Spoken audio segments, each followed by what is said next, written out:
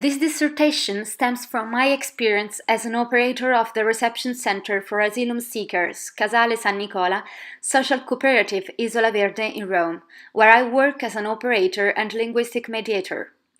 2 years ago, I promised to myself to not judge only by appearance, to free my compassion from any constraint and enter in the reality of migrants. Men, women and children arrive every day on the coasts of our country irregularly, meaning without a visa or a passport. The majority of them come from Libya, where usually, even against their own will, get lured, beaten and thrown on a boat. Those who choose to voluntarily leave their own country don't have alternatives. They know that they must cross the desert, then the sea, and risk their own life to reach our island of salvation and illusion. A first migrant, once arrived in our country, gets registered in the so-called hotspots, and then relocated in one of the many CAS, extraordinary reception centers, dislocated on all the territory. From this moment starts a long and exhausting rigmarole that lasts until the audition of the Territorial Commission, the only organ charged with examining the requests of asylum based on the evaluation of the stories given by each migrant. With a total of 3 votes in favor by the commissioners, it is recognized a form of international protection, status of refugee, subsidiary protection, or humanitarian permit. If we observe the data recorded between January and February 2017 on migratory flows, it's evident that among the first 10 countries of origin there's Africa, a continent that counts about 2,035 languages. The day of the audition, the applicant must be accompanied by an interpreter fluent in his or her native language, and the L2.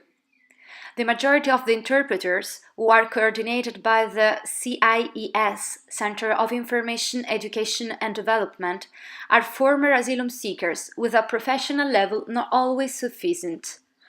Mainly, the causes are superficiality in transmitting the techniques and methods of translation in the centers that provide diplomas. The difficulty the interpreters have on an emotional and empathetic level in reliving their past when they translate migrants' tales. Another aspect is the shortage of interpreters in all the various linguistic minorities and their insufficient level of Italian. According to the announcement published by the Ministry of the Interior, the typology of interpretation requested is the consecutive one, given the necessity to translate in a loyal manner the story of the asylum seeker. Although, given the high number of denials, 4,737 of 8,113 stories examined in February 2017, it's important to underline that besides the very low credibility of many stories, the errors of interpretation have also had a negative impact on the result. Another thing to do not underestimate is the factor of trust between the interpreter and the asylum seeker, who finds himself giving a great deal of responsibility and trust to the interpreter in one of the most important and delicate moments since his arrival. We do not have to forget that for an asylum seeker who arrived in Italy with betrayal and deceit, closure and mistrust are the only weapons he has to defend himself from another culture and possible threats. The guests of our reception center know a great deal of this. The day of their arrival, they were attacked with stones, cobblestones, and metal bars by some extreme right militants and some local residents. After the toils of the sea, the hatred of those who were native scared them to the point that they did not want to get out of the buses. They were scared, a sentiment entrenched in the spirits of those who did not undertake a process of intercultural sensitivity. According to Bennett, the intercultural sensitivity model strives to describe the development of our perception of the world that occurs through phases that he calls ethnocentric and ethnorelative. Those who associate people to categories, like immigrants or foreigners, who defend themselves from cultural diversity, who disparage others and tend to attend places where there are only fellow countrymen, is close in the ethnocentrism stage.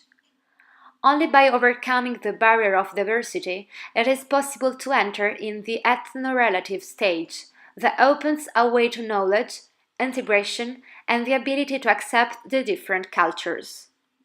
All these stages lead us to convene that we do not have values, but we create our values. In this sense, culture must be intended as a process and not something given, an internal pathway aiming at recreating our identity.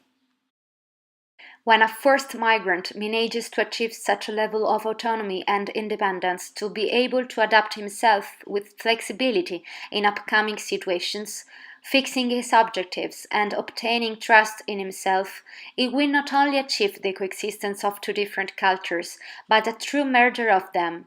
Anyhow, integration is complete only when, through experience, we accept a positive communication with the others by bearing in mind that we are the ones who build the perception of reality according to the perspective that we take.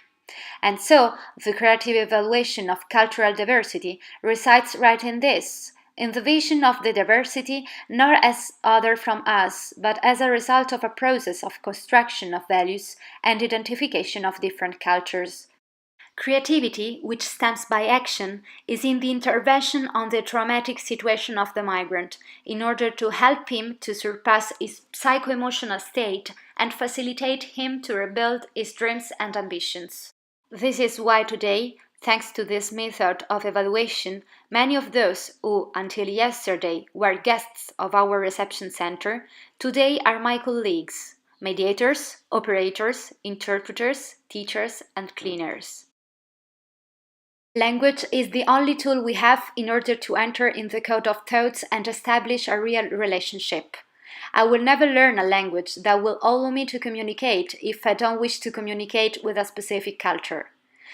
Let's think about the linguistic code between twins, a private and personal language that only them can decode. Changing their language means to lose their identity. It means being alone. For this reason, a creative evaluation of cultural diversity will permit us to interact in a social fabric always more multicultural, today closed in the stage of ethnocentrism.